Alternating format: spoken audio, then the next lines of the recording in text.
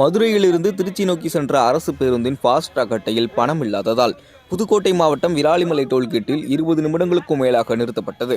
இதனால் ஆத்திரமடைந்த பயணிகள் அந்த பேருந்தின் ஓட்டுநரோடும் நடத்துனரோடும் கடும் வாக்குவாதத்தில் ஈடுபட்டனர். அப்படி இல்லனே, நீங்க செக் பண்ணி எடுக்கணும்னே. நீங்க சொல்லாதீங்க அந்த வார்த்தை நீங்க சொல்லாதீங்க.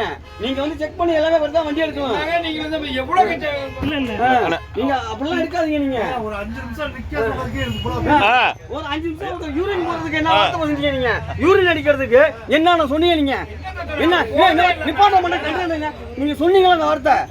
யூரின் அர்ஜென்ட்டுக்கு அந்த வார்த்தை சொன்னீங்கல்ல? எங்களுக்கு டைம் ஆகிட்டு இருக்கு.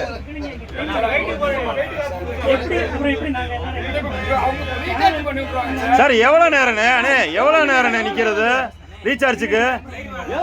ஒரு பப்ளிக் எவ்வளவு நேரம் நிப்பாங்க? பணத்தை கொடுத்துருங்க. நீங்க பணத்தை கொடுத்து வண்டி எடுங்க.